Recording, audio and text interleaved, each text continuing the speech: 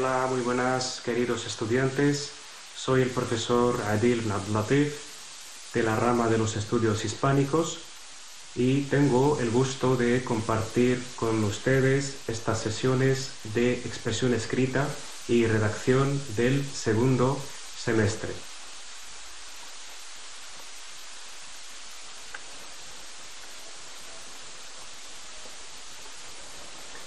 Es preciso señalar ante todo que el objetivo primario de este módulo es desarrollar básicamente la competencia escritora del estudiante a través de reforzar lo adquirido en los módulos impartidos y superados anteriormente. Ello supone estimularles para que mejoren su estilo, refuercen sus destrezas lingüísticas y adquieran nuevas habilidades expresivas, o lo que es lo mismo, darles las herramientas y técnicas necesarias para que puedan redactar correctamente sobre temas de diferente índole. Pues el plan que se va a seguir en esta sesión se dedicará al primer bloque de esta asignatura, es decir, el 50% de la misma, que se refiere a todo lo que gira en torno a la práctica de la redacción. He creído conveniente reunir los conocimientos ya adquiridos para volver a reforzarlos y seguir con el estudio con muchas más cosas.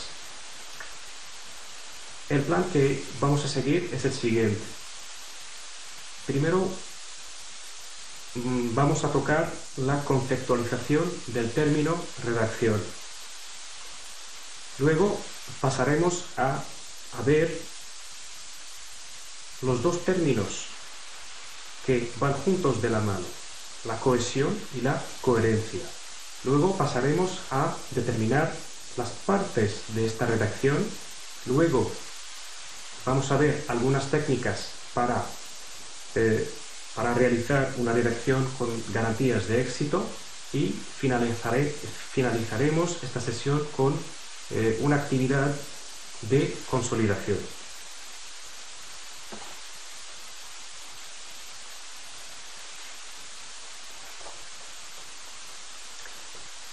En cuanto al punto que se refiere a la conceptualización del término, según el diccionario de la Real Academia Española, el término redacción recoge 4 acepciones. La primera, que es la más elemental, es la acción y efecto de redactar. Segunda acepción es el lugar u oficio donde se redacta. Tercera acepción es el conjunto de redactores de una publicación periódica. Y aquí se refiere básicamente al equipo de personas que cubren las noticias en un periódico, por ejemplo, que lo revisan, que lo maquetan, que lo publican, etcétera, etcétera. Y la cuarta acepción, que se refiere especialmente a la escuela o como un escrito redactado como un ejercicio o una tarea encomendada por los profesores, etc. Por otra parte, el término redactar viene del latín redactum, que significa poner por escrito algo sucedido, acordado, pensado con anterioridad. Y que podríamos añadir a esta definición algo fundamental con el fin de informar, de opinar, de explicar, de recordar, o la palabra estrella para mí, que es persuadir, que significa convencer, y que esta palabra reviste vital importancia porque la calidad de un texto se mide en función del grado de persuasión que emite. o que proyecta, y eso lo veremos con más detenimiento en líneas posteriores.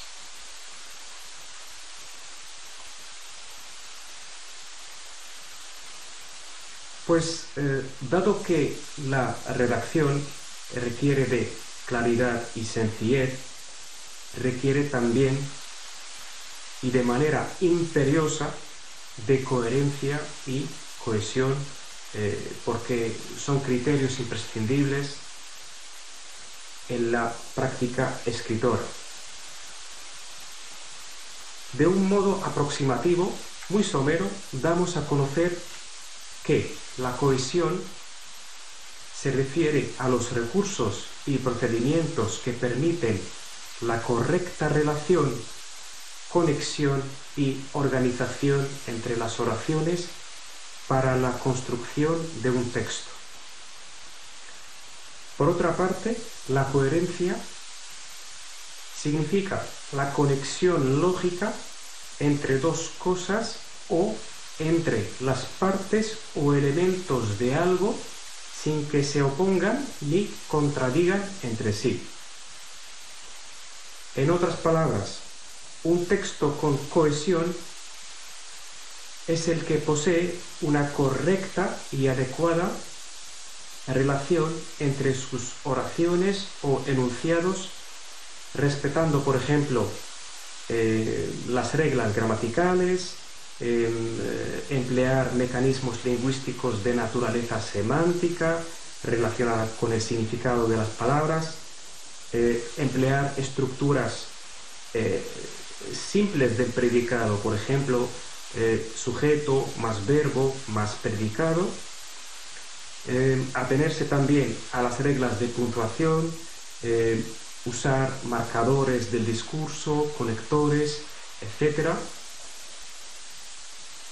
Por otra parte, un texto coherente presenta un solo tema en todo el texto, es decir, un solo tema que reina en todo el texto. La información se da de manera gradual, de forma ascendente, diferenciando lo principal de lo secundario. También la información en este texto es o debe ser suficiente, clara, objetiva, en la que no puede haber contradicciones,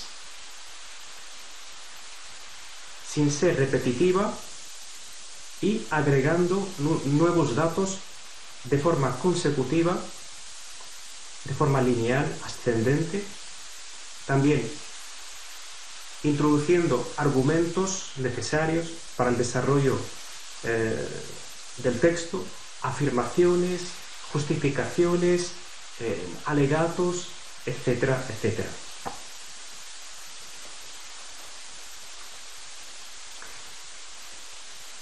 Pues en lo que se refiere a las partes de la redacción, de forma muy resumida y objetiva, sabemos todos que se divide en tres partes características, que es un clásico que ya lo sabemos todos, que se divide en introducción, desarrollo y conclusión. La introducción básicamente tiene el deber de explicar el tema o indicar al lector el asunto a tratar. Se puede explicar en esta fase cómo se va a llevar a cabo una investigación y bajo qué parámetros. Por otra parte, el desarrollo. En esta fase podemos incluir las ideas del autor, los temas, la contestación a preguntas suministradas por el profesor, y, por supuesto, se escribe en un párrafo aparte. Y finalmente la conclusión que expresa la aportación final del escritor, la recapitulación, la síntesis del ensayo, el cierre definitivo y también en la que se puede incluir una valoración personal como colofón a este texto. También podemos decir que un plan de redacción sigue un planteamiento deductivo, es decir, que parte de lo general a lo particular.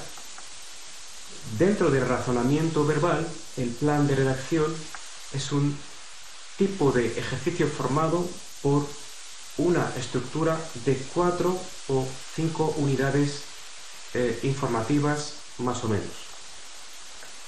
Estas unidades deben ser ordenadas en función del tema o del título que encabeza el ejercicio y de acuerdo con ciertos criterios lógicos y deductivos.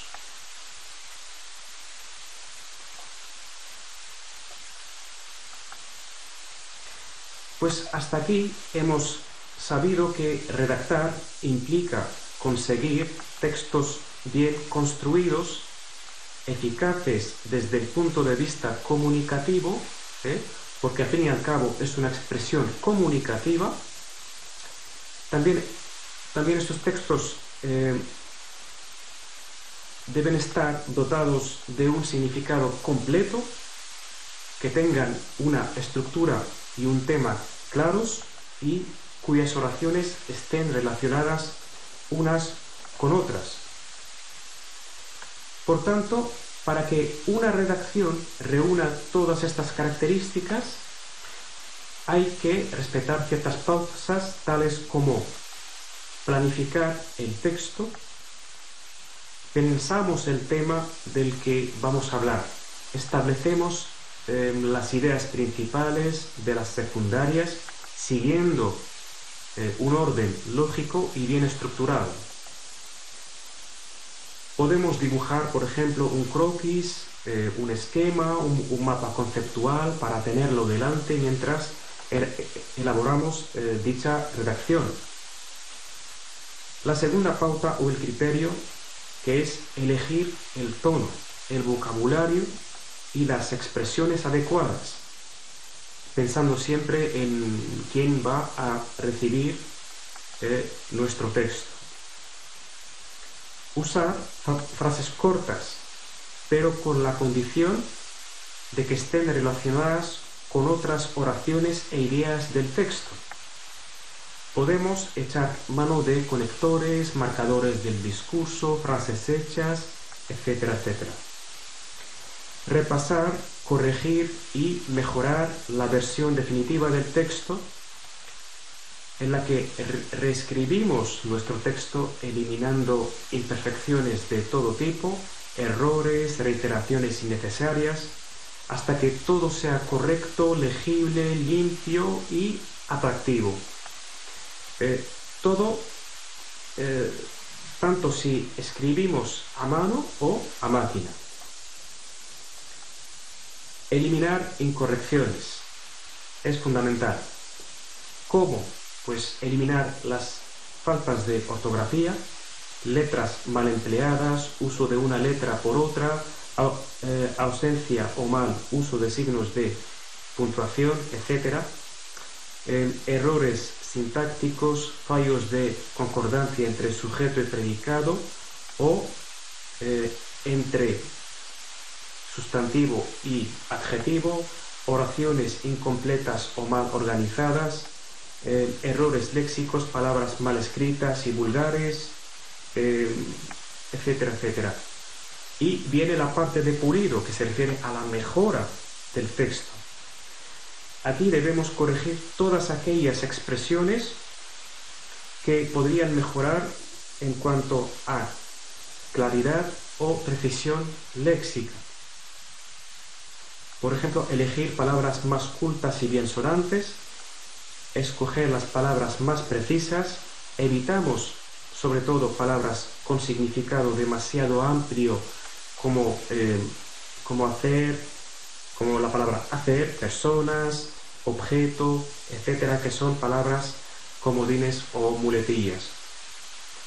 Y evitar finalmente la repetición ¿por medio de qué? Por medio de sinónimos, hiperónimos, o reformulamos la oración usando su antónimo. Pues hasta ahora deducimos que la práctica de la redacción sirve para plasmar sobre el papel ideas, indicaciones, acepciones, sentimientos, emociones, etc.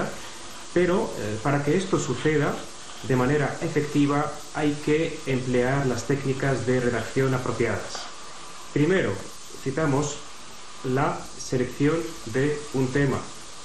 Luego, empezamos a buscar la información. Después, elaboramos un bosquejo. Seguido, redactamos un borrador. Luego, lo revisamos y volvemos a revisar hasta llegar a la redacción definitiva. En la primera fase, que es la selección de un tema, puede tratarse de dos cosas. De un tema encargado por el profesor o, en caso contrario, un tema elegido por interés propio. Pasamos a la fase segunda, que es la búsqueda de la información. Cuando se llega a esta misma, hay que entrar en un constante y continuo diálogo interior para poder recoger el máximo número de datos que den cuerpo a nuestra redacción. También es importante emplear nuestro conocimiento del mundo, de la experiencia, para ayudarnos en esta tarea.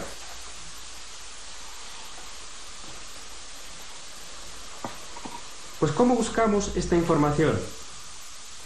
Pues hay diferentes maneras de estimular nuestra mente para sacar ideas que van a edificar nuestro escrito. Citamos, por ejemplo, la técnica de las 5 W, que es una técnica que viene del mundo del periodismo y se imparte en cualquier asignatura básica de comunicación. Estas 5 W son, en inglés, what, where, when, who y why. Lo que equivale en español qué, dónde, cuándo, quién y por qué. Lo que sucede es que existe una sexta W que no es precisamente una W, sino que se trata de who, que su equivalente es cuándo. Entonces, formular estas preguntas a priori y contestarlas sería efectivo, especialmente cuando queremos informar sobre un hecho determinado.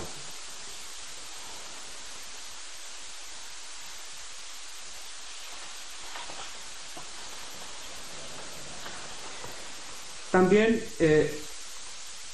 citamos la técnica de los 7 imperativos, que es muy útil para todos los escritos. Entonces, descríbelo. ¿Cómo lo ves? ¿Sientes, hueles, tocas o saboreas? Es decir, que hay que percibirlo con los 6 sentidos. Digo 6 y no 5 porque el sexto para mí es la intuición. Hay que intuir para que podamos diferenciar entre las buenas informaciones y las que no nos sirven. Compáralo. ¿A quién se parece o de qué se diferencia? Relaciónalo. ¿Con qué se relaciona? Analízalo. ¿Cuántas partes tiene? ¿Cuáles? ¿Cómo funcionan? Aplícalo. ¿Cómo se utiliza? ¿Para qué sirve? arguméntalo. ¿Qué se puede decir a favor o en contra? Y conclúyelo. ¿Qué o cuáles son las conclusiones a las que tú has llegado con este escrito?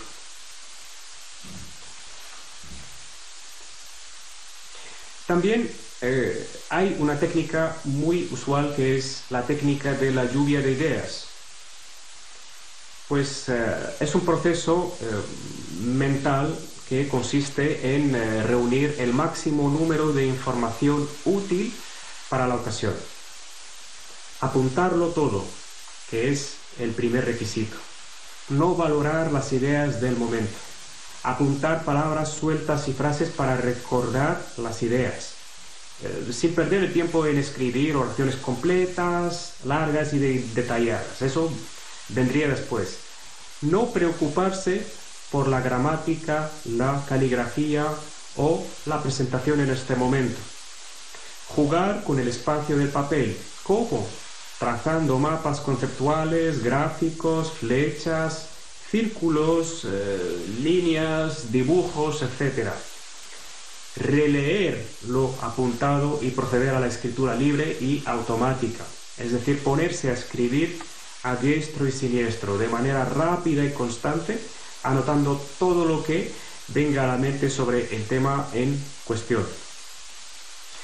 Entonces, lo que conseguimos con esto es superar bloqueos, porque se nos vienen muchos bloqueos y no es nada beneficioso para esta redacción. Superamos bloqueos sin preocuparnos por las deficiencias que luego se corregirán al desarrollar la redacción y reescribir la versión final. Y el abanico de técnicas de recogida de datos es muy amplio y que por supuesto se puede consultar en las fuentes bibliográficas especializadas según sus preferencias.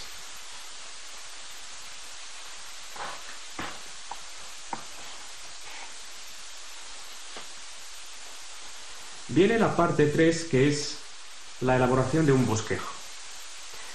Una vez que tengamos la información, ¿qué hacemos? La organizamos. ¿Cómo? Determinando la idea principal o tema. Es decir, estrechando el cerco sobre el tema en cuestión. Ordenar las demás ideas de acuerdo con su importancia, es decir, de mayor a menor. Expresar cada idea con enunciados claros. Organizar el texto. Redactar un borrador, que es la parte cuarta de este proceso, en la que elaboramos un primer intento de redacción.